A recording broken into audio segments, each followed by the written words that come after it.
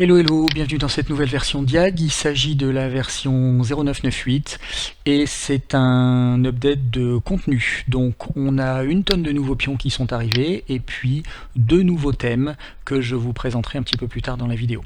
Donc d'abord les pions, à l'évidence on a des nouveaux navires de guerre géants, donc sous-marins, croiseurs, transporteurs, patrouilleurs, des choses comme ça. Ensuite j'ai refait les pions d'eau dans YAG. Alors ils arrivent maintenant en deux saveurs différentes qui prennent la forme de deux plateaux qui sont identiques en surface, sans aucun jeu de mots, mais qui présentent une différence importante. Les pions d'eau qui sont sur le premier plateau ont leur effet sous-marin, les effets visuels sous-marins complètement faits, tout prédéterminé, et les pions d'eau qui sont sur le deuxième plateau n'ont aucun effet sous-marin. Donc ça vous donne la liberté de faire ce que vous voulez, mais il faut le faire. Et puis il y a une petite contrainte. Donc à titre d'exemple, on a ici une eau du premier type. Donc vous voyez que si je passe en dessous, eh bien tout est fait pour moi. J'ai des rayons, j'ai du brouillard bleuté, j'ai tout ce qu'il faut. C'est bien joli, mais par contre, je ne peux absolument rien y changer. J'ai pas la liberté de changer. Dans ce deuxième type d'eau, vous voyez que quand je passe sous l'eau, eh ben, rien n'est fait, à part l'effet d'ondulation un petit peu sous-marin, sinon rien n'est fait, et donc il va falloir que je prépare moi-même l'effet sous-marin en appliquant par exemple un brouillard, par exemple un effet post-processing, et vous voyez qu'on obtient un effet sous-marin extrêmement différent. Et donc là, l'avantage, c'est que on peut absolument faire ce qu'on veut, le modifier comme on veut, changer la densité, la couleur, etc. Donc on gagne une grande liberté, mais il faut le faire nous-mêmes. Et puis il y a une deuxième contrainte, c'est que comme on modifie le brouillard du jeu, et bien en fait ça modifie partout. La totalité du jeu est modifiée. Donc en fait ce type de pions que vous faites à la main comme ça, il faudra les utiliser dans des scènes où l'eau est présente partout. D'accord, ça n'est pas limité simplement à ce qui se passe sous l'eau. Donc c'est une contrainte, mais sous cette contrainte-là, ça vous donne la liberté immense de pouvoir gérer l'allure visuelle de votre eau sous-marine comme vous le voulez, et j'ai trouvé que ça valait le coup de laisser ça quand même, donc je vous donne le choix. Et si vous n'avez pas envie de vous embêter avec ça, ben vous avez des eaux qui sont toutes faites et toutes préparées. Voilà pour l'eau. Alors ensuite on a des pions qui sont un petit peu plus standards. On a 4 nouveaux robots de SF, un transporteur, 2 guerriers, une petite araignée, voilà. On a ensuite deux nouveaux plongeurs modernes, comme vous pouvez voir. On a une héroïne SF avec son costume, on a un zombie de science-fiction également dans un costume spatial, et puis on a un ensemble d'extraterrestres, d'aliens qui sont très sympas, qui viennent avec beaucoup de variations dans la forme de la tête, la couleur, le costume, le type de costume, etc. Ils arrivent également avec une version femelle, donc qui a moins de menton, moins d'épaules, plus de hanches, donc qui en un mot est plus féminine.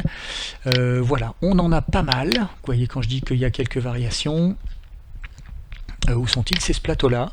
Donc là c'est les mâles, et puis vous avez le même plateau avec les femelles, mais vous voyez que on a pas mal de choix. Alors petite chose avant de passer à la suite, je le redis à chaque vidéo, mais c'est très important, n'oubliez pas d'utiliser ce bouton là qui permet de masquer ou d'afficher des options visuelles sur vos pions. Donc là en l'occurrence, vous voyez que ça retire les... Oula, j'ai été un peu rapide. Ça retire ou ça positionne tous les gadgets sur le costume de vos aliens, donc ça permet d'avoir des variations visuelles ou de faire des différences hiérarchiques, et puis ça affiche ou cache le masque de la nouvelle héroïne. Ok ? Voilà, donc ça fait pas mal de variations. Ensuite, on a 10 nouvelles armes post-apocalyptiques. Alors comme toujours avec le post-apo, c'est imaginatif et rigolo.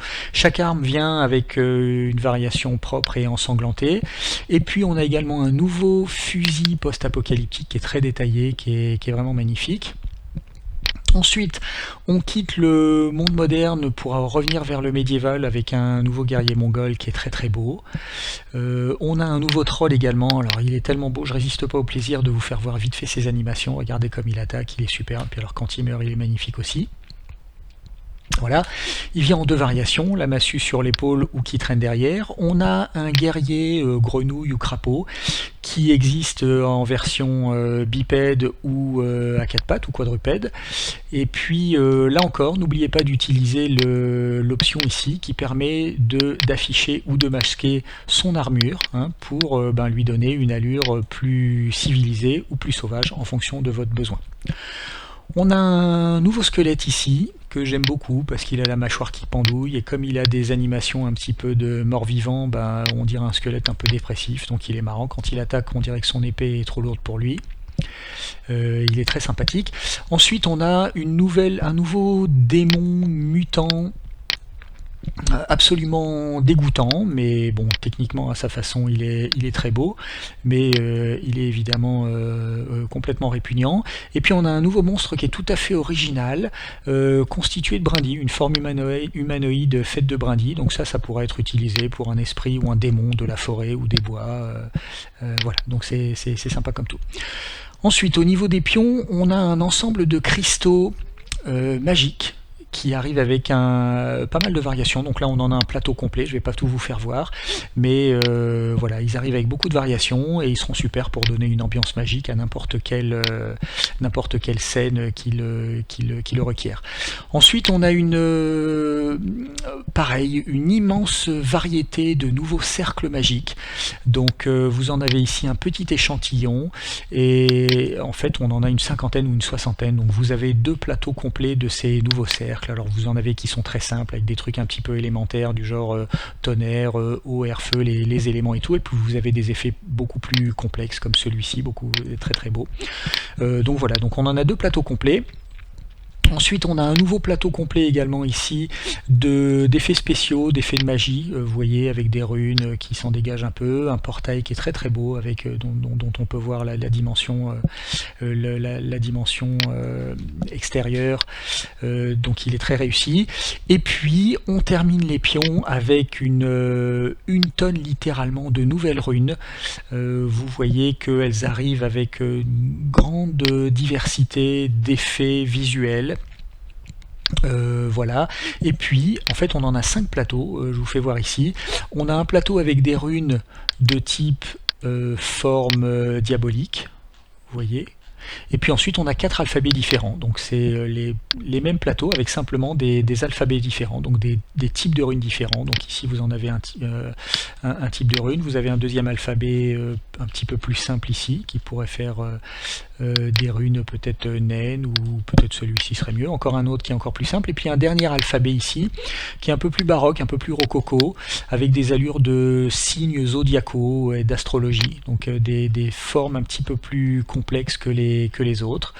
Voilà, c'est peut-être d'ailleurs des vrais signes zodiacaux, j'en ai aucune idée, je les connais pas, mais voilà, donc ça permet une grande diversité. Vous voyez que en modifiant leur taille, vous pouvez les utiliser, par exemple ici comme des barrières magiques infranchissables, ça peut être un mur magique, ça peut aussi servir à identifier des pièces ou identifier des objets dans un donjon. Vous voyez que vous avez différentes lettres à chaque fois, donc vous pouvez faire des mots si vous avez envie. Ça peut évidemment donner une allure magique ou maléfique à n'importe quel rituel ou n'importe quel donjon, n'importe quelle scène, etc. Donc, voilà. Donc on a beaucoup de choix, ça permet de faire pas mal de choses, c'est assez riche. Et voilà, donc voilà pour les runes. Ensuite, on a deux nouveaux thèmes que je vais vous présenter rapidement. Ici, on a un premier thème qui est un thème sous-marin, donc le voici, il se trouve à la fin des thèmes génériques. Et puis, on a un deuxième thème qui est une base de science-fiction, une base technique SF. Voilà, alors je ne vais pas les charger parce qu'évidemment, j'ai préparé des sauvegardes, donc on va prendre un peu d'altitude et je vais charger la première sauvegarde qui est un premier thème sous-marin. Alors vous voyez, quand on est en surface, on a simplement deux bateaux, et puis quand on passe sous l'eau, le thème apparaît ici. Donc c'est un thème sous-marin, donc vous avez des coraux, des bancs de poissons, des petites bulles, voilà, vous voyez, c'est mignon comme tout. Donc visuellement c'est très joli. Pour vous montrer ça, j'ai préparé deux scènes. Donc ici, une première scène moderne avec un transporteur, avec un sous-marin, avec un requin géant qui patrouille, avec des plongeurs ici. Et puis vous voyez deux épaves, une épave de sous-marin, une épave d'avion. Donc ça permet de faire pas mal de choses. Et puis une deuxième scénette dans un genre plus médiéval. Vous voyez ici où on a une épave de galion gardée par un kraken. Voilà, donc là encore, le thème fait vraiment merveille.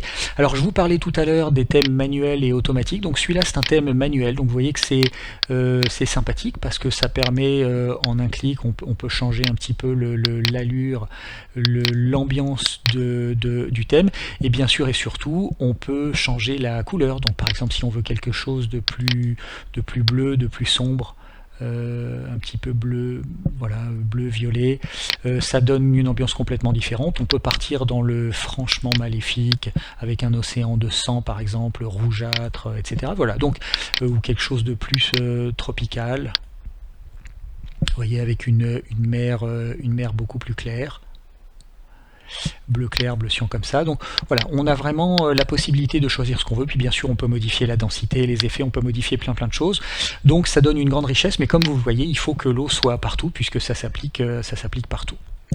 Voilà. Alors le deuxième thème, pour vous montrer une différence, j'ai préparé un deuxième thème que j'ai appelé Atlantis ici, dans lequel j'utilise une eau automatisée. Donc là vous allez voir que ça donne une ambiance différente, et surtout dans ce thème là, vous voyez que je mélange un donjon standard avec ce thème sous-marin, et donc ça permet de donner des allures un petit peu de bord de mer, avec une eau transparente, claire, toute magnifique.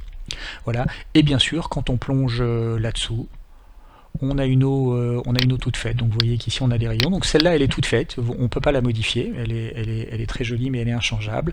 Et ce qui est intéressant, c'est qu'on a ici un donjon sous-marin. Donc vous pouvez tout à fait utiliser ça pour préparer une scénette, aller chercher trésor dans la cité secrète, la cité perdue, engloutie d'Atlantis.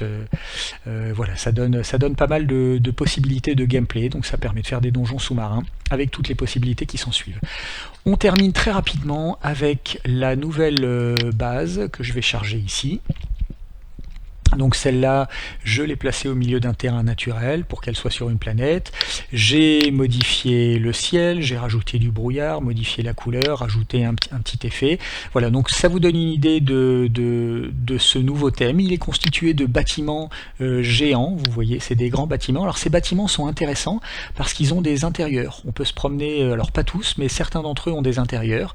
Et donc ça offre évidemment, en termes de gameplay, des possibilités tactiques tout à fait intéressantes. Donc à titre d'illustration, pour vous donner un exemple de petite scénette ici, vous voyez que j'ai mis deux robots qui patrouillent là-dessus. J'ai également un transporteur, vous voyez, je l'ai chargé avec des pions. Donc on peut tout à fait déposer des pions. Alors tout ça c'est des pions de YAG indépendants, je peux les sélectionner, je peux les déplacer, etc. Voilà, toujours à titre d'exemple pour vous montrer le nouveau contenu en scène.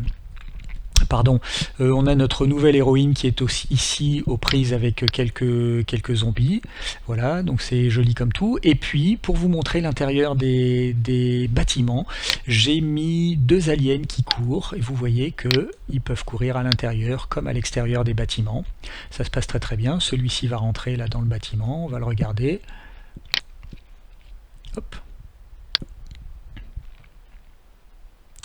Donc vous voyez qu'il peut courir sans aucun problème.